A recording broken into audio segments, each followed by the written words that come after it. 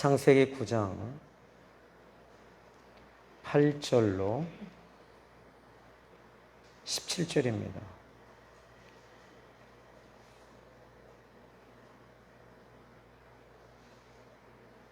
창세기 9장 8절로 17절입니다. 하나님이 노아와 그와 함께한 아들들에게 말씀하여 이르시되 내가 내 언약을 너희와 너희 후손과 너희와 함께한 모든 생물 곧 너희와 함께한 새와 가축과 땅의 모든 생물에게 세우리니 방주에서 나온 모든 것 곧 땅의 모든 짐승에게니라. 내가 너희와 언약을 세우리니 다시는 모든 생물을 홍수로 멸하지 아니할 것이라. 땅을 멸할 홍수가 다시 있지 아니하리라. 하나님이 이르시되 내가 나와 너희와 및 너희와 함께하는 모든 생물 사이에 대대로 영원히 세우는 언약의 증거는 이것이니라. 내가 내 무지개를 구름 속에 두었나니 이것이 나와 세상 사이의 언약의 증거이니라. 내가 구름으로 땅을 덮을 때에 무지개가 구름 속에 나타나면 내가 나와 너희와 및 육체를 가진 모든 생물 사이에 내 언약을 기억하리니 다시는 물이 모든 육체를 멸하는 홍수가 되지 아니할지라. 무지개가 구름 사이에 있으리니 내가 보고 나 하나님과 모든 육체를 가진 땅의 모든 생물 사이에 영원한 언약을 기억하리라. 하나님이 노아에게 또 이르시되 내가 나와 땅에 있는 모든 생물 사이에 세운 언약의 증거가 이것이라 하셨더라. 아멘. 지금 우리가 이 노아의 이 스토리를 지금 계속 우리가 지금 보고 있는데, 자, 이 노아는 이제 이 방주에서 하나님의 은혜 가운데 이제 이 방주합니다. 그런데 나왔을 때 그에게는 기쁨과 함께 우려가 있었습니다. 그 우려는 무엇이냐면, 혹시 우리나라 속담에 그 자라보고 놀란 가슴 속뚜껑 보고 놀란다고 그랬어요. 노아의 가족들과 노아는 지금 이 방주에서 나왔는데 그들 마음속에는 두려움이 있었습니다. 그 두려움은 우리는 또다시 죄를 짓는 죄인이다라는 것입니다. 그래서 노아는 이 부분에 대해서 마음 한복판이 늘 두려웠지. 그런데 이 두려움이 깊어지면 따라오는 것이 있는데 그것은 바로 공포입니다. 이 두려움과 공포, 그런데 우리 하나님은 어떤 분이시냐라는 겁니다. 자, 이제 이 노아와 8 식구는 구름만 딱 떠도 두려워할 수밖에 없었을 거예요. 우리 심리학이라고 하는 이 학문에 상담학이라고도 하고 심리학이라고도 합니다. 근데 정신심리학에서 트라우마라는 것이 있습니다. 이 트라우마라고 하는 건 뭐냐면 과거에 받은 상처가 내 마음속에 잔재되어져 있는 거예요. 그런데 여러분, 예수를 믿는 사람들에게는요, 트라우마가 이것은 우리의 이 돌파구가 아니에요. 나는 과거에 아직도 받은 상처 아직도 있습니다. 여러분, 예수님 만나서 십자가 안에서 치유받으시고 회복되셔야 돼요. 과거의 트라우마가 아직도 여러분을 끌고 있다면 그건 사단입니다. 사단이 역사하는 거예요. 나 좀 위로해달라고? 여러분, 예수님의 십자가 앞에 나와서 위로받으셔야지. 교회 나와서 사람에게 위로받아요? 또다시 사람에게 상처받아요. 또다시 트라우마가 생겨요. 이 사람은 죽을 때까지 트라우마에서 벗어나지 못합니다. 혹시 여러분 또 이 핸디캡이라는 게 있죠. 이 핸디캡이라고 하는 이 용어는 이 한 사람이 왜 생겨났냐면 이 불에 손을 화상을 입었어요. 화상을 입다 보니까 그 손이 너무 이제 그 화상을 입은 손이 일그러지고 녹아버려서 이 사람은 이 손을 사람들이 징그러워하니까 캡으로, 장갑으로 가린 겁니다. 그런데 문제는 뭡니까? 언젠가는 이 장갑은 벗을 날이 있다는 거죠. 저는 그래요. 사람들마다 핸디캡이 있습니다. 또 그 핸디캡들이 못 배운 것도 있고, 또 외모도, 이것을 뭐 핸디캡이라고도 하지만 컴플렉스라고도 하잖아요. 컴플렉스. 그래서 이 컴플렉스 같은 경우도 여러분들이 우리가 예수님을 통해서 다 치유되시고 또 회복되셔야 될 부분이고, 컴플렉스는 여러분이 극복하셔야 돼요. 그래서 내가 못 배웠다면 지금이라도 하나님 앞에 지혜를 구하셔서 배우시면 되는 거고, 또 뭐 외모 같은 경우에는 여러분 좀 당당하시고, 요즘 뭐 또 외모 또 바꿔주더라고요. 뭐 수술도 하고 그러더라고. 그런데 이 사람들마다 이런 컴플렉스들이 있습니다. 근데 노아에게는 트라우마가 있었어요. 그 트라우마는 바로 물에 대한 트라우마였습니다. 물만 보면 두려워하는 거예요.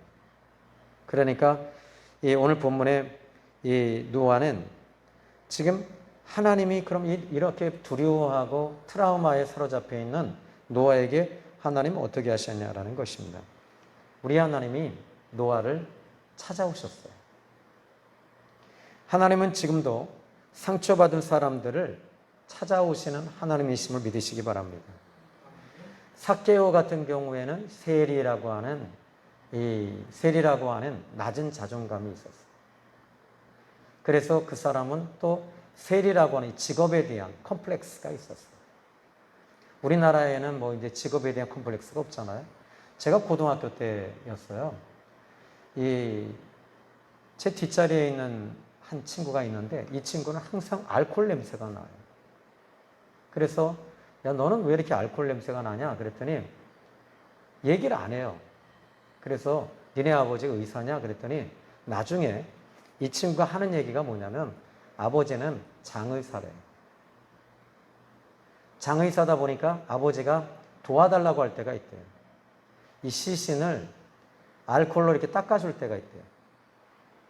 그래서 일주일에 한 두세 네 번씩 밤에 가서 아버지하고 먼저 알코올로 좀 닦는데요. 이 시신을. 그런데 그러다 보니까 이 시체에 대한, 이 시신에 대한 이런 부분들이 그에게는 두려움이 별로 없어요. 그러다 보니까 근데 문제는 뭐냐면 죽은 사람을 만진다는 것에 대한 이 아이는 좀 아이들에게 놀림감 당할 것 같은 낮은 자존감이 있었습니다. 아버지 직업이 뭐냐라고 했을 때는 항상 이 친구는 거기에 머뭇거려요. 자, 그러면 우리 하나님은 이런 삭개오에게도 지금 찾아오셨어요. 직업에 대한 컴플렉스를 가지고 있는 이 삭개오. 우리 예수님은 직업을 관여치 않으셔요. 개의치 않으세요. 어떻게 하시냐면은 그 한 영혼의 가치를 보시더라고요. 한 영혼의 가치를 보시고 삭개오를 찾아오셔서 어떻게 하죠? 우리 주님이 의도적으로 삭개오에게 다가오십니다. 근데 그에게 또 하나의 그 핸디캡이라고도 하고 컴플렉스라고도 하니 또 있죠. 뭐였습니까? 키가 작은 거예요. 근데 여기에 키가 작다라고 하는 것에 대한 개념은 거의 난장이와 같은, 그러니까 아주 1m 한 30밖에 안 되는, 1m 30 정도밖에 되지 않는 그런 이 키가 작다라고 하는 유대인들이 이야기하는, 랍비들이 이야기하는 것은 1m에서 1m 30. 근데 이 사람은, 유대인들은 이 직업관, 이 잡 자체가, 그들은 이 직업에 대한 가지고 있는 고정관념이 뭐냐면 세리는 죽어도 세리는 하면 안 된다는 거예요. 창녀도 창기, 술집 기생도 하면 안 된다. 그리고 또 그들이 가지고 있는 게 있죠. 뭐냐면 그들의 직업관 중에서 또 하나는 이 기생과 세리, 그리고 하나는 아주 막노동판에서 일하는 이런 것들. 그런데 이런 것들에 대해서 그들은 아주 사람 취급을 안 해요. 그리고 또 그들이 사마리아 사람들에 대해서는 아예 그냥 짐승 취급을 해버립니다. 그래서 우리나라는 혹시 여러분 그 전라도 욕 중에 그 여러 가지 욕이 하나 있죠. 이 호로 자식이라는 얘기 있죠. 이게 전라도 분들은 이 욕이 최고의 욕이랍니다. 그러면서 뭐라 그래요? 호로 베이비, 그러죠? 이 말이 뭐냐면 니네 아버지가 바람 펴서 난 놈이라는 거예요. 그게 사생자란 얘기예요. 그게 호로 자식이란 얘기예요. 근데 지금 이 삭개오가 바로 그런 컴플렉스를 가지고 있었어요.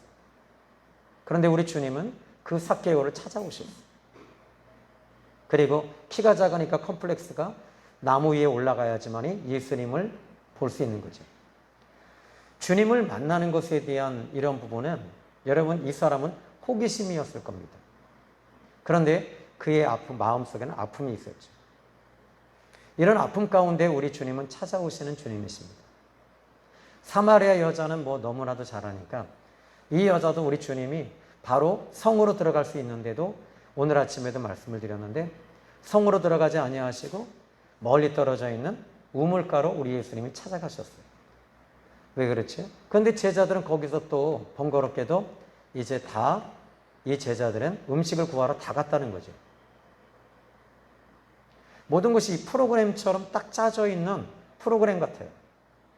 그런데 이 제자들이 다 갔을 때 우리 주님은 이 여인과 이야기를 나누기 시작합니다.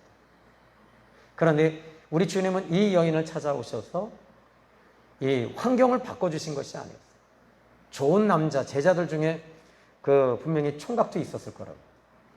제자들 중에 총각을 소개해 주지도 않았어요. 어떻게 했지? 당신을 소개하고 있었어요. 예수님을 그냥 있는 그대로 오픈하고 계셨습니다.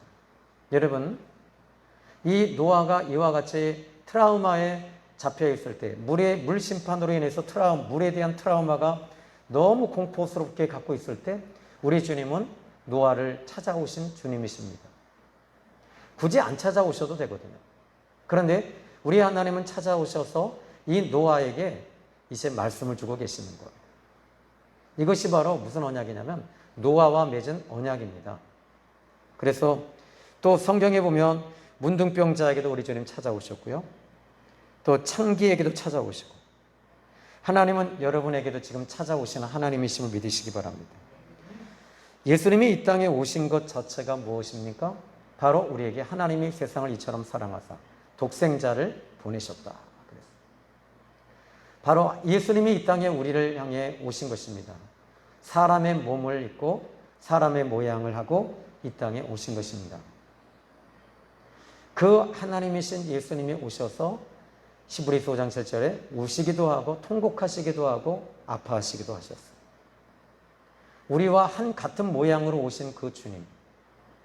그 주님은 우리의 아픔을 너무나도 잘 알고 계십니다.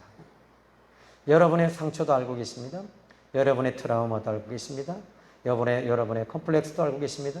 여러분의 핸디캡도 알고 계십니다. 여러분의 낮은 자존감도 알고 계십니다. 여러분이 지금 여러 가지 아픔과 상처, 고통도 우리 주님은 알고 계시는 주님이심을 믿으십시오. 요한복음 2장 24절로 25절에 예수님은 모든 사람을 아시기에 모든 사람을 다 아신다고 그랬어요. 그들에게 의논할 필요가 없으셨다. 그들의 마음속까지 알고 계신 분이시다. 우리 주님은 다 알고 계십니다. 여러분의 아픔을 알고 계시고 여러분의 처지를 알고 계시고 여러분의 상처를 알고 계신 주님이심을 기억하시기 바랍니다. 자, 이제 우리는 여러분 예수님이 찾아오시잖아요. 찾아오시는 것을 끝내는 것이 아니라 만나주시는 것. 예수님을 통해서 이제 회복이 되어지기 시작을 합니다. 이 성경에서 보면 저는 성경에서 이 사복음서에서 예수님 만난 사람들은 다 회복이 됐어요. 100% 회복이 됐어요. 단 한 사람도 회복되지 않은 사람이 없었어요. 그런데 이 마태복음 4장 24절에 보니까 그의 소문이 온 수리아에 퍼진지라. 사람들이 모든 앓는 자, 고통하는 자, 각종 병에 걸린 자, 귀신 들린 자, 간질하는 자, 중풍병자를 다 데리고 나오니 예수님께서 그들을 다 힐링하셨더라. 고치셨더라. 그러죠.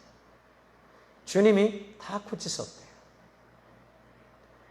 영적으로나 또는 이 마음적으로나 또 육적으로나 우리 주님이 다 고치셨어요.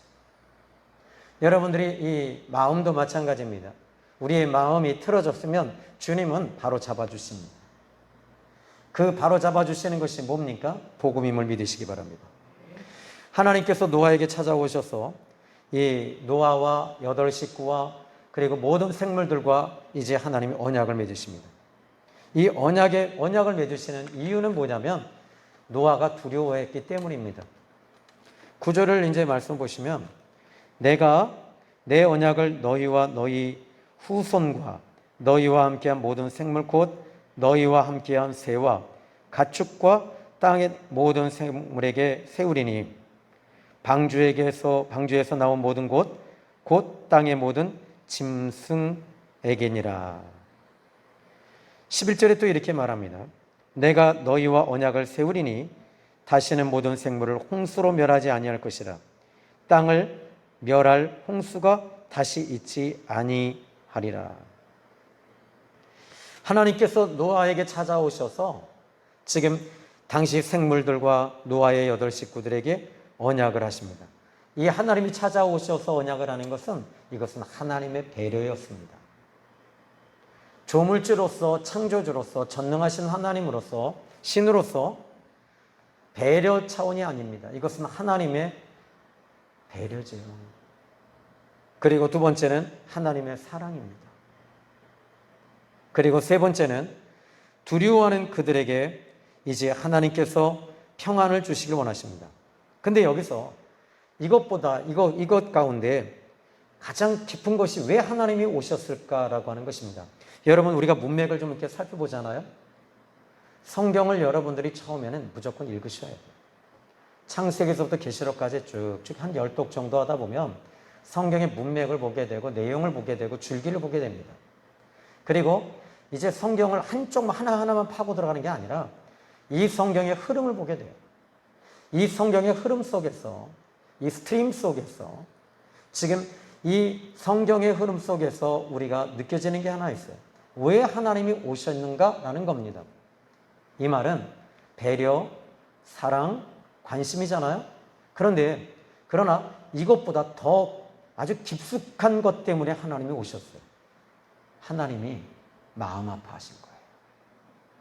저는 여기서 여러분 그 엑스포지멘털이라고 하는 이 주석을 좀 가져 나왔는데, 이 엑스포지멘터리하고 그리고 이제 그 랍비가 쓴 창세기의 이야기에 대한 이야기입니다.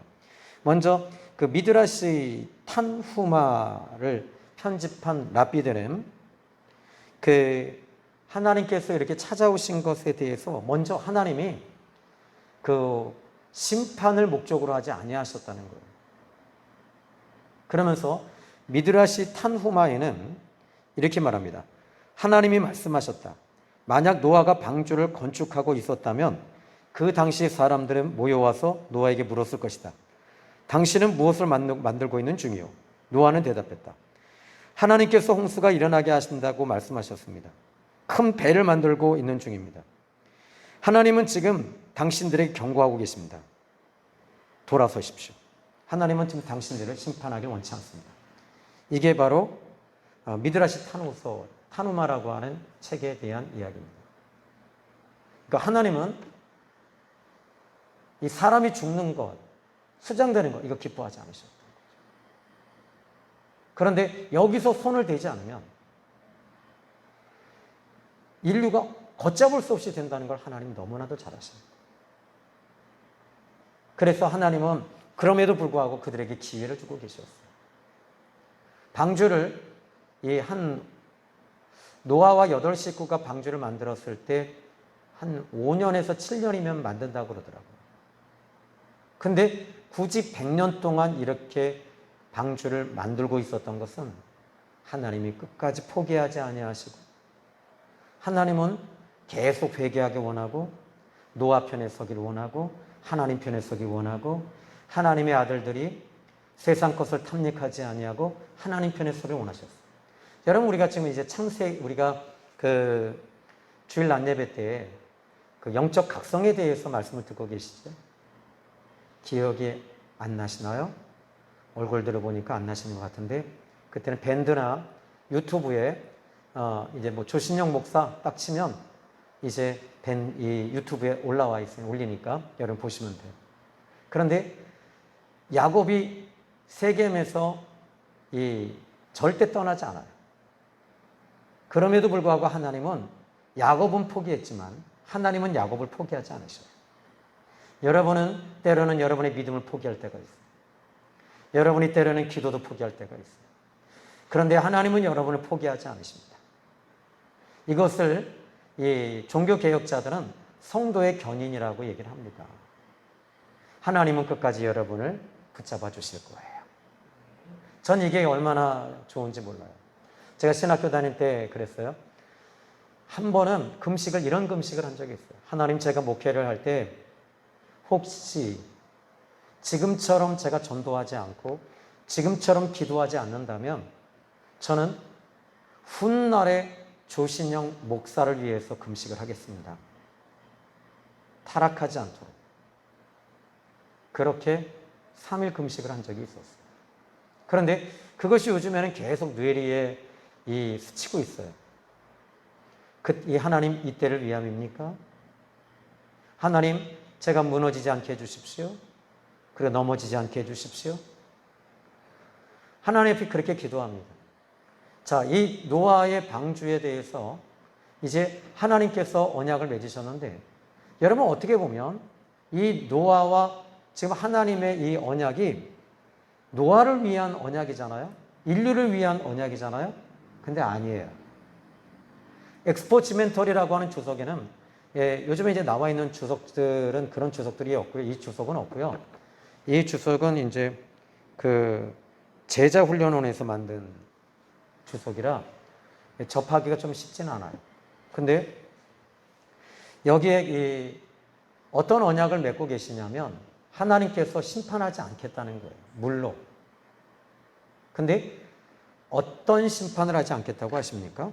이제 여기 보면요. 아까 전자에 얘기했죠. 하나님이 지금 이 노아에게 오신 것은 하나님이 마음 아파하셔서 오신 거예요. 물론 개인적으로 노아가 두려워하고 트라우마가 있었기 때문도 있을 거예요. 그러나 하나님은 그 노아에게 하나님의 마음 아파하심을 알려주길 원하셨던 거죠. 하나님은 단지 신으로서, 조물주로서, 하나님으로서 심판하시는 심판주로서 다가오시는 분이 아니라 노아와 그 아픔을 나누길 원하셨던 거예요. 때로는 여러분, 우리가 가정생활을 합니다. 아내가 여러분 요구하는 게 돈도 있겠지요. 그런데 진짜 아내가 원하는 게 뭐예요? 공감하는 거예요. 공감대를 형성해 주는 거예요. 남편이 딱 일하고 오면 남편이 원하는 게 뭐예요? 공감해 주는. 뭘 공감해 주죠? 당신 많이 힘드셨죠? 고생하셨어요. 참 지금 이 코로나 시대에 당신이 돈 번다는 거 이거 쉬운 일 아닙니다. 수고하셨습니다. 얘들아, 아버지 오셨다. 인사드려라. 이것은 아버지가 먼저 드셔야 돼. 이건 남편들은요, 이걸 공감해 주는 겁니다. 그런데 어떻게 하죠? 아버지한테, 이 남편이 왔을 때, 이건 애들 거예요. 먹으면 안 돼요. 이거는 뭐죠? 우선순위가 바뀐 겁니다. 세상이 자녀 위주로 바뀌면 안 되는 겁니다. 그래서 하나님 아버지는 이 노아에게 지금 물로 심판하신 것에 대해서 하나님은 아파하시면서 다가오시는 거예요.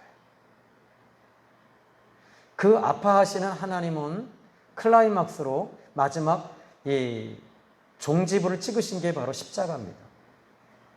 하나님이신 그 하나님이 바로 천지를 창조하신 그 하나님, 만물을 말씀으로 창조하신 그 하나님이 사람의 몸을 입고 이 땅에 오셨습니다. 그리고 사람의 몸을 입고 이 땅에 오셔서 피곤하시면 피곤하시고 주무셔야만 했고, 시장하실 때는 시장하셔야 했고, 또 요한복음 11장 35절에 나사로가 죽었을 때 우리 주님이 그를 보고 우시더라. 그래서 슬피 눈물을 흘리시더라. 우리 주님은 신으로서 이 나사로를 보시는 게 아니었어요. 한 형제로서 다가오는 거예요. 한 형제로 다가와서 나사로를 보시면서 눈물을 흘리고 계셨어요.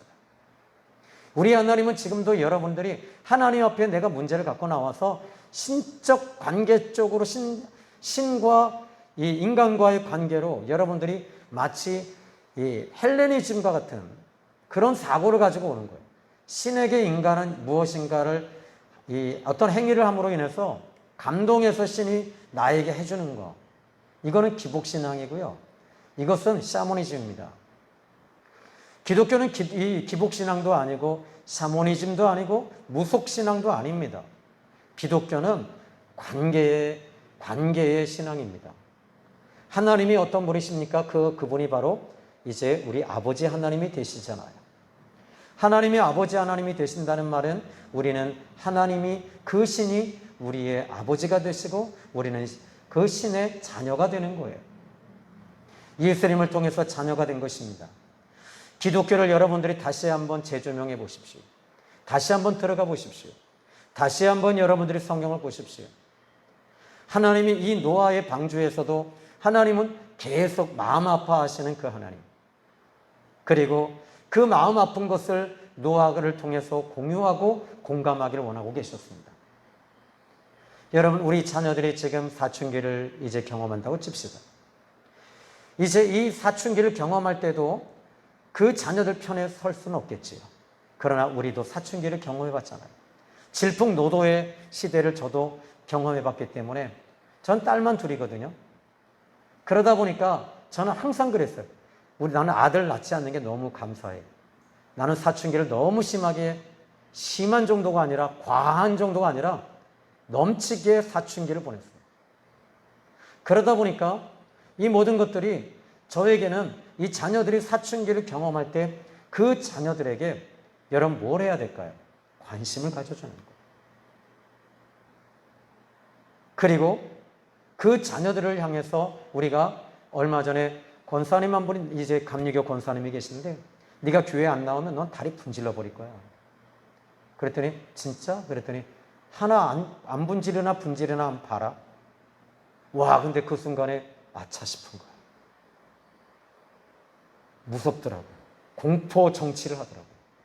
근데 그 자녀가 자란 다음에 그랬대요. 아빠가 아니었으면 나는 타락했을 거라고. 근데 제 마음속에서는 딜레마가 이렇게 일어나요. 아니에요. 우리 주님은 여러분 하나님은 말 안 듣는다고 해서 여러분의 다리를 분질르시는 하나님이실까요? 여러분 다리가 분질러졌습니다. 하나님께 매 맞았나요? 아니잖아요. 우리 주님이 대신 매를 맞으셨잖아요. 우리 주님이 대신 십자가에 달리셨잖아요. 이것이 기독교의 사랑은, 기독교의 신앙은 사랑과 아픔이 그 안에 끼어 있다는 것을 여러분 기억하십시오. 자, 이제 하나님이 마음 아파하시는 것에 대해서는 여러분이 이제 뭐 너무나도 잘 아니까. 근데 하나의 비밀이 이제 우리가 노아의 방주에서 또 하나의 비밀이 이제 쏟아져 나오는데요. 그 비밀은 14절에 이제 말씀을 보시면 뭐 13절부터죠. 내가 내 무지개를 구름 속에 두었다. 이것이 나와 세상 사이의 언약의 증거란다. 자, 여러분 이제 우리가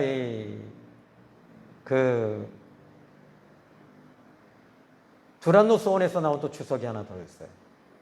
또 이거는 그냥 소책자에 대한 창세기에 대한 이야기라 이 송병근 교수가 쓴 창세기 스토리라고 하는 이야기입니다. 그런데 거기에는 이렇게 얘기를 합니다. 무지개가 언제부터 있었을까라는 것입니다. 그런데 그는 결론적으로 이렇게 얘기를 합니다. 물로 심판하기 전에도 분명히 무지개는 있었을 것이다. 그러나 그 전에 무지개와 이제 노아와 방주에서 나온 노아의 8 식구들에 대한 이 무지개는 다른 무지개다라는 거죠. 하나님이 주신 언약의 무지개라는 것입니다. 전의 무지개는 중요하지 않다. 지금 하나님이 보여주시면서 띄워주신 이 무지개가 이제는 거기에 중점을 둬야 된다라고 얘기를 했습니다. 그럼 또 한 가지. 여러분, 무지개를 영어로 뭐라 그래요? 어떻게 알았어, 예찬이? 영어 좀 하는 남자구나. 그래요. 레인보우입니다. 레인이 뭐예요? 비잖아요. 보우는 뭐예요? 바우. 바우가 뭐예요? 휘어 있다는 거예요. 구부러져 있다. 그래서 엑스포치멘터리 그 주석에는 이렇게 얘기를 합니다. 이 무지개라는 것 자체를 무지개, 레인보우라고 안 한다는 거지. 카압이라고 해요. 그럼 뭐냐면, 이게 무슨 얘기냐면, 지금 하나님이 이제는 이 캡으로 씌워놓고 있다는 거예요. 무지개를. 다시 말하자면 이제 하나님 보호해 주시겠다는 거예요. 하나님이 붙잡아 주시겠다는 거예요. 이 무지개가 어떻게 되어 있죠? 여러분, 마치 둥그런 이렇게 태로 이렇게 되어 있잖아요. 마찬가지로 이것은 그래서 바우, 둥그런 모양이다. 이게 그런 뜻입니다. 그래서 비가 올 때마다 하나님이 이렇게 보호해 주시겠다라는 뜻이에요. 우리 하나님은 근데 이 무지개의 언약을 또 내용의 뉘앙스를 한번 또 볼 필요가 있거든요. 어떤 뉘앙스죠? 노아의 방주에서 나온 8식구와 모든 생물들에게 하나님이 주신 배려와 사랑과 마음 아픔이잖아요. 그런데 궁극적으로 여기서 마지막으로 한 가지 더 발견되는 게 있어요. 그것은 바로 하나님을 위한 언약을 맺고 계셨다는 거예요. 무엇이냐면 아까 전자에 이야기했던 것과 연결이 됩니다. 하나님이 마음 아파하시기 때문에 이 마음 아픈 것에 대해서 하나님께서는 언약을 맺고 계셨던 거예요. 우리는 노아는 단지 트라우마 때문에 물에 대한 트라우마라고 생각하고 두려움 때문이었습니다. 그런데 하나님은 그 차원을 뛰어넘어서 하나님이 마음 아파하시는 것에 대해서 이 무지개를 그 안에 숨겨두고 계셨어요. 하나님은 심판하기를 원치 않으세요. 심지어 징계도 원치 않으세요. 고난도 원치 않으세요. 여러분이 하나님께 매 맞는 거 원치 않으세요. 우리 아버지 하나님은. 차라리 하나님이 당신이 매를 맞기를 원하시고 당신이 죽기를 원하고 계셨던 거예요. 무지개의 언약 속에서 여러분 무엇을 우리가 발견해야 됩니까? 하나님의 마음이에요. 여기 오늘 본문의 말씀을 다시 한번 좀 볼게요. 자, 내가 내 무지개를 구름 속에 두었다. 이것이 나와 세상 사이의 언약의 증거다. 여기서 하나님의 그 아픔의 이 애절함이 저는 13절에서 읽혀져요. 왜 이렇게 우리 하나님이 아파하실까? 그만큼 사랑하시는 거예요. 그만큼 하나님이 우리를 배려하고 계시는 거예요. 그만큼 하나님은 우리를 포기하지 아니하시는 거예요. 그리고 14절에 내가 구름으로 땅을 덮을 때에 무지개가 구름 속에 나타나면 내가 여기 이제 보십시오. 내가 나와 너희와 및 육체를 가진 모든 생물 사이에 내 언약을 기억하리니 다시는 물이 모든 육체를 멸하는 홍수가 되지 아니할지니라. 내가 나와 너희와 16절 무지개가 구름 사이에 있으리니 내가 보고 나 하나님과 모든 육체를 가진 땅의 모든 생물 사이에 영원한 언약을 기억하리라. 그죠? 누가 본다고 그래요? 하나님이 보신다는 거예요. 우리가 만약에 이 노아의 트라우마하고 두려움과 공포, 내가 상처 이런 것 때문에 이런 것들에 대한 무지개라고 한다면 이렇게 말씀을 하면 안 되거든요. 너희가 이것을 볼 때마다 무지개의 언약이 너에게 뜰 거다. 이렇게 하는데 하나님이 보신다는 거예요. 이것을 보실 때마다 하나님 마음 아파하시겠다. 이것이 바로 무지개의 언약임을 믿으시기 바랍니다.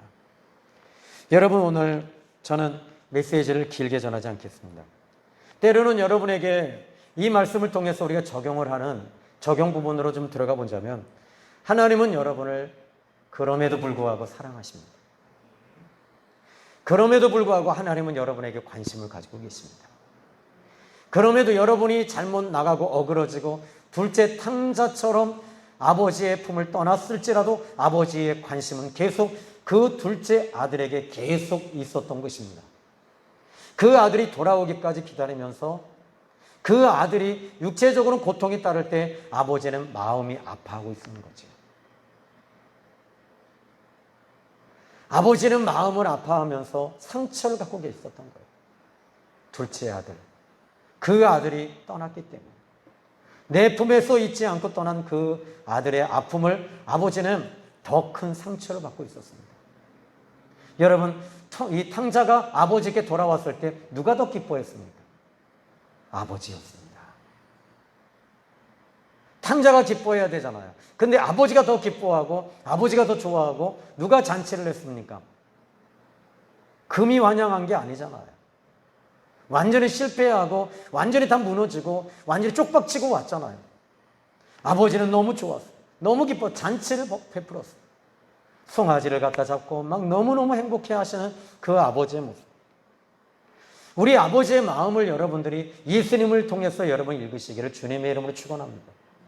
무지개의 언약 속에서 저는 이제는 이 하나님이 우리에게 주신 마지막 언약은 십자가의 언약이라고 저는 믿습니다.